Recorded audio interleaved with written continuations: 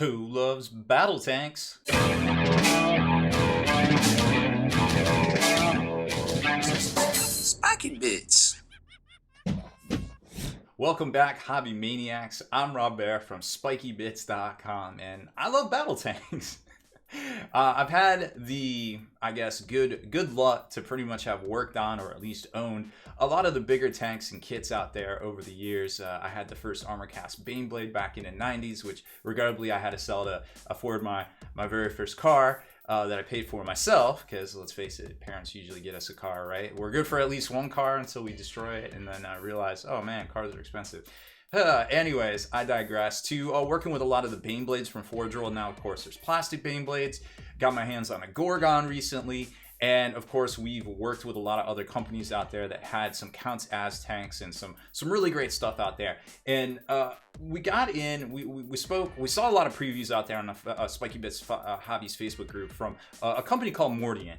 And they're out of Germany. And they had some really cool looking designs. And I'm like, bro, I want to get some of these. And he's like, well, I could send you a couple. And I'm like, all right, that's fair. Let's do that. And, you know, we'll hype you up. We'll talk to everybody about it. And, you know, we'll get you a little bit of exposure, which I think is fair. And I love getting this stuff in and putting it together and telling you what I think about it. And it's really cool to have the opportunity to kind of showcase some of these folks out there that you might not have heard of that are producing wonderful quality kits, very affordable prices for what they are, and that they're basically self-publishing them.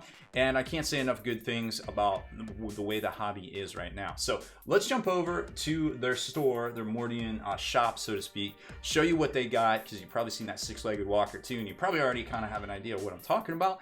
But let's show you the tanks. So here is their site. It's Mortian Shop. I don't know exactly what it is. It looks like it's self-hosted. I'll put the links in the description and the comments below as best as I can. You can kind of see how to contact them. Shipping times took about 2 weeks to get in. And then the products themselves. They don't have a ginormous lineup of tanks. Like I said, they got the two battle tanks. One's a tank hunter, one's a regular battle tank. They have some upgrades, some difficult terrain plows, and I guess it might be a minesweeper, mine plow. And then they got the infantry assault vehicle, which is like their not Gorgon, and then the new six-legged heavy war crawler, which I would assume by the price, it's a lot bigger than what I'm going to show you today. So let's jump into it. Here is, if you want to order any of these, you can just jump over to their site and then just kind of take a look at the pictures.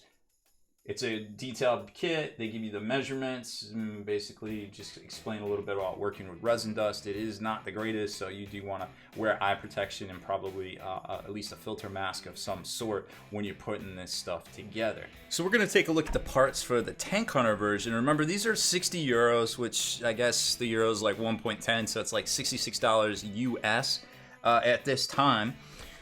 So they come in their own branded boxes, which is pretty neat, and I like that. You don't see a lot of that actually these days from, you know, relatively newer companies, aka startups. Now, I went through and cleaned up a lot of the parts, and I'm going to tell you right now, you are going to have to do some cleanup. This is going to be like working with Forge World. You are going to have to dry fit everything and test it out and get in there, and you'll get some lessons learned. There are no instructions that I know of. I asked them, I was like, hey, is there instructions? And they're like, no, but it's pretty self-explanatory. I was like, that's fair, because Forge World, for like the first 15 years it existed, there was no instructions. So you could look at pictures, or you could look at their pictures that came with the kits, and you're just kind of like, okay. But regardless, here's where we're at today. Don't be discouraged by that. I put some stuff in baggies. It's going to come with some bubble wrap. I didn't think the packaging was the best job, but you know, there's always room for improvement, and I did tell them that already. So, you know, in the future, stuff might come a little bit better packed. I don't really know, because I've only gotten the one shipment from them. But nothing was broken or damaged. Any issues I had with the kits themselves were because I messed it up myself. So I'll be straight up. But they do have a little question and answer thing on there. If you're missing parts or something happens on their site, hit them up about it. But like I said, I get the, you know, I kind of get the idea. This is a one-man show, and it's all self-cast, self-published, and things like that. So for this level of quality from basically a garage or like a smaller startup kind of company is pretty remarkable. So take that, take what I'm saying, hear what I'm saying, don't hear the bad things. I mean, there's always room for improvement in all things, including my stupid face, and just kind of, hey, but with your hobby dollars, you know what I'm saying? So we're going to take a look at all these parts. I'm going to kind of pull them out and show them to you. And I've actually already built the main battle tank, but I wanted to show you a few things with this because I know some folks out there are going to be like, man, I need some help putting this tank together. I got you, fans. Okay, so real quick, this is your basic parts to the superstructure of the tank itself. Now, this isn't all the parts. I didn't lay everything out, but I laid out enough stuff to kind of show you some things you're going to need to know about the assembly. But I haven't put this one together, but I'm pretty sure that it shares the same sides and bottom of the one I did put together, so I'm not too worried about it. Some quick features. Most of this stuff is just very easy plug and play when it comes to like the turret and things like that, or even some of the space up here. This looks like very similar to the ring collar or the moving turret on the battle tank there, which I don't know if I put it in the right way. But usually all this stuff locks together. It might need a little trimming. But what's cool about this is that you can switch out the front weapon. There's a couple different options here, and it's literally, the tolerances are so good, it's just basically plug and play. And the same thing is true as well for the sponson weapons, which you see right here. And if you have a question about which way is up, usually the piece with the armor trim is up. And you know, you can check all the pictures and things for that. It's going to come with a bunch of different options as far as the sponson weapons go, and these are pretty cool because generally they slot in. They slot in with pretty much minimal effort, so you don't have to magnetize anything. The tolerances are that good. And not only are the tolerances that good on the weapons themselves, but also for putting it on the hull here as well.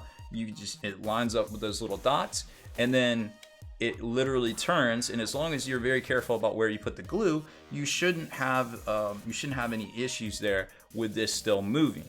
Another thing I like about the modular nature of their tanks is that, say you don't want sponsons. Okay, cool. Well, they've got these little armor plates here with the plugs as well, and boom, goes the dynamite. They just lock in. Then the rest of the plates just go on here, and if you want, and they've got the little rivets and everything, and if you want some stylized versions, which they do give you some different things like some striping and some placards, well, you can put those on there too if you want. It's just personal preference at that point. So there's that. Now, some things you need to know about the actual assembly. There isn't there isn't an inside, so to speak. Your inside's going to be hollow, but don't let that fool you or anything like that. It's all going to lock together very well. So the very first thing you're going to do is put the little rollers or the wheels of the tank on here, and it's the same piece for each one. You may have to kind of heat it up and bend it out straight, but what you're going to want to do is line it up with this little notch right here, and the wheels go on the other side of that. So your rail system is going to line up with that notch right there, and then your wheels will be on the same plane right there for the treads, which are going to go on as separate pieces, which you see them right here. There's 5 tread pieces, which I'll show you here in a second. Once you get that all locked in, remember to dry fit everything. Then it's going to start to make sense, because now your tread assembly is going to go inside this bottom piece, and I think this is the right one. And the wheels, the little wheels, are going to lock into the wheels on here. So it should, in theory, look something like this. Now, I haven't trimmed any of this. You might have to trim some of that inside right there, but this is how it should configure itself once everything locks into place. And then your tank piece here, your top hull, should lock in over top of that and also be right underneath on the side right there. So that's the basics of how this goes together. Now, tread-wise, just to be aware, or just so you're tracking where all that goes, boop, like this, your big piece is obviously going to be on the bottom. And if you have a problem with, hey, which way does the tread go? Well, you can just line it up right on the top. Okay, cool. So this will basically be right here. But don't start down here. What you need to do is start right here, and this is where it curves across. So you're going to get this piece right here. And you may have to notch out some of the tread work right there, which is no big deal. You just notch it out and kind of build it around. And then you've got the long piece here, and then that lines into the longest piece, and then on the very end is going to be your curve piece right there. Whoops, the other way. So there you go. But you just have to kind of see right there. You're gonna have to dig that out and trim that up as best you can. If you're worried about the tabs popping off, you can use a little bit of putty and actually attach the putty to it and snap it with your X-Acto blades. And if your putty is tight against the piece, then you won't have any issues with those little tabs kind of flying off. But you could always put texture and mud and things on there if you do happen to lose one. I was pretty fortunate, and these pieces are pretty strong that I don't think you'll have any issues with that, but just be aware that is an option. So let's take a look at the assembled version and all the different options for the main battle tank. And here it is, the main battle tank. Now, you'll notice a lot of these parts are loose because not everything's glued down. I definitely wanted to show you a few things. Whoop, I lost a heavy bolter as well out of this. So as you remember, I said you could slot in the weapons on the sponsons, which is still true, but you just got to make sure they're in there all the way. And I'm going to take a second here and kind of disassemble it and show you the assembled version of all the treads, just so you know. So there's your tread work, how they go together. And then the little piece is down there on the back. And then, like I said, you're going to line up that rail system with that little notch, and that's going to form the piece right here for this to go into. And I had to do a little bit of work to get it all to fit, but it went together wonderfully in the end. And there you can see I've switched out the stylized versions for just the normal plates right there. Boom. And everything's assembled to move and to be loose. Now, as far as weapon options go, they pretty much give you everything you're going to need to play any version of this in Warhammer 40k that you would want as far as Leman Russ battle tank. The turret itself is pretty neat too. Not all of this is glued in, so you can slot in different weapons. I put a little bit of blue tack in there because some of these I trimmed a little too short, like that one right there. So because I wasn't aware that you could just kind of slot them in and out, but this one definitely still sticks. Little Punisher cannons if you want to go that route. And there's all sorts of different options. There's even plasmas and different things that are really great, very well detailed. This one's actually a little pain to get in there, but it will go in there. I'm just not going to fight it right this second. Oh, and there's also this cannon. And the cool thing about these two cannons, both of them, is that they just look cool. Well, I guess this is more of a demolisher cannon than anything. But the main battle turret is pretty neat. It's a kind of like a 3-part system here. You can see where the little barrel I kind of blue tacked in, because you could use this as another gun perhaps.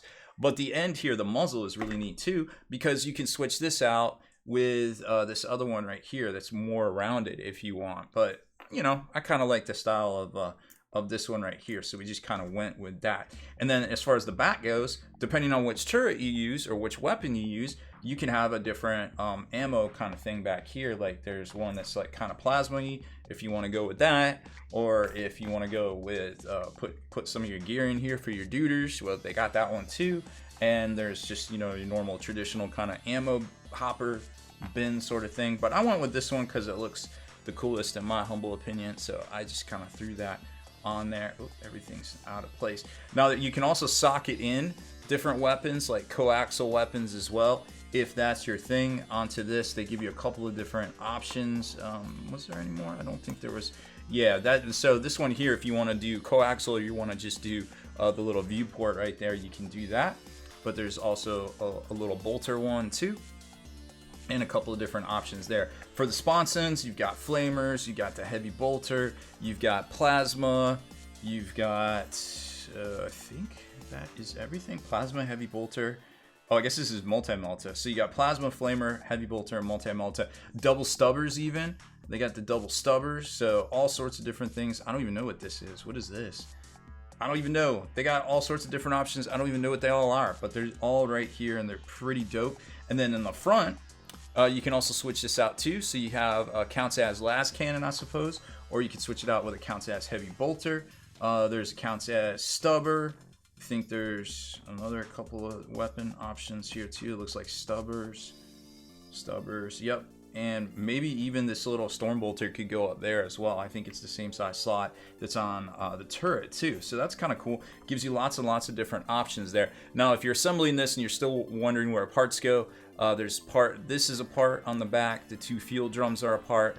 These cylinder generator things, stacks, whatever you want to call them, are also parts right there. And that's pretty much all the parts on it. Now, if you're wondering if you can put you can actually pull that off too if you want to, but if you want to leave the hinges on, I definitely recommend doing that as well. But if you're wondering if you can put your guardsmen, crewmen in there, well, yep, you sure can.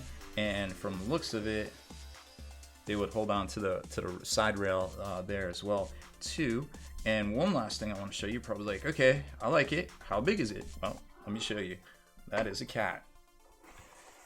So this is about 6 inches tall by about 3.5 inches wide by about 3 inches tall. And compared to Forge World's Leman Russ Alpha, well, you get the idea. That is pretty much... Oh, my turret's really off. Oof, I gotta heat that up. Oh no, it's the camera, never mind. Whew, okay. So as far as size goes, with the trench rails on the back of the Deathcore Mars Alpha, it's about the same length-ish, not necessarily with the weapon. It's definitely gonna be a tad bit wider than the Leman Russ as well. But as far as main battle armament, depending on which one you put on it, it may be longer or it may be shorter right there. So that is pretty much everything I can show you that I think will be helpful to help you decide. Oh no, there's one more thing. There's tank upgrades too. So they have the little dozer blade, and that actually goes on the front right there and locks into place. I think these are about 11 or 10 bucks, something like that. And there's like this kind of mine plow thing too, that you use the same supports, and you would just glue it right in. And then they have a whole bunch of sandbags that you can buy and kind of drape all over it. I didn't get around to that because that was just a lot of cleaning up, but if you look at the graphics on the site, they look pretty good. So that is it for this one. I hope you enjoyed our unboxing and review of a Mortian rather, tanks, custom tanks. They've got the main battle tank, the tank hunter, the new 6-legged walker, and the Not Gorgon, and hopefully lots more to come. These are really cool looking kits, and I think for what they are compared to the Forge World stuff out there, well, they're very affordable and definitely on par quality wise.